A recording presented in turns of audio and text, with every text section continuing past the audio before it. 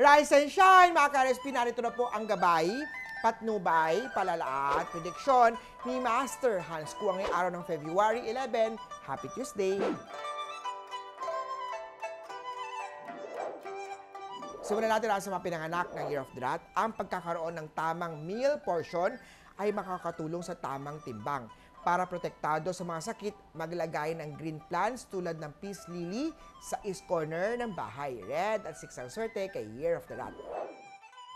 Kay Year of Dogs naman tayo, beware sa naiinggit at kanilang mga chismis na maaaring makasira ng inyong relasyon. Blue at 4 ang swerte kay Year of Dogs. Kay Year of the Tiger naman tayo, magiging rewarding ang iyong trabaho at magkakaroon ng stable na energy levels ngayong araw. Pink at 7 ang swerte kay Year of the Tiger. Kay Rabbit naman na ang pagiging transparent ay magdudulot ng tiwala mula sa kasamahan mo. Iwasan ang ugaling doble cara, yung pagiging mabait kung nakaharap lang sila. Gold at 5 ang swerte kay Year of the Rabbit. Kay Dragon naman na ang romantic effort ay mapapansin at mapapalagahan.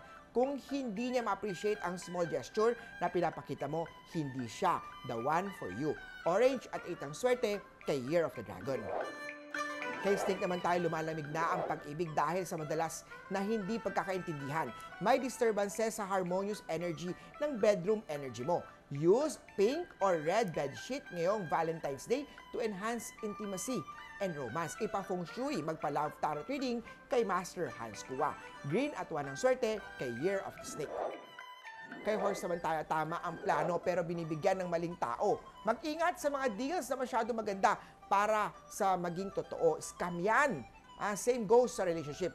Kilalaning maigi mabuti bago makipag-date. Silver at 9 ang swerte kay Year of the Horse. Kay Goat naman tayo, mag-ingat sa pagdududa na maaaring magdulot ng conflict. Kung walang ebidensya, quiet ka na lang muna. Yellow at 6 ang swerte kay Year of the Goat. Kay Monkey naman na ang pagiging patience ay magdadala ng harmony sa inyong relasyon. Burn lavender incense to purify the energy in your love, life, and bring clarity sa relasyon.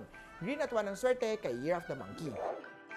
Kay Rooster naman tayo, ang pagiging consistent ay magdudulot ng matibay na relasyon dahil sa mutual respect. Red at 4 ang swerte kay Year of the Rooster. Kay Dog naman tayo, ang pagtulong sa pamilya ay magdadala ng magandang karma sa finances. Matutong lumingon sa pinanggalingan and keep your feet on ground no matter how successful you become. Blue at 5 ang swerte kay Year of the Doggy. Kay Year of the Pig naman tayo, maglaan ng oras upang mag-unwind kasama ang pamilya at mga kaibigan. Kung walang date sa Valentine's, sila na lang ang i-date mo. Pink at 5 ang swerte kay Year of the Piggy. Huli po, ito po yung mga gabay, patnubay, palala at prediction lamang ni Master Hans Kua. Nasa inyong mga kamay, nasa lalay ang inyong tagumpay. Kaya always be positive at i-claim ang mga swerte, mga ka-RSP.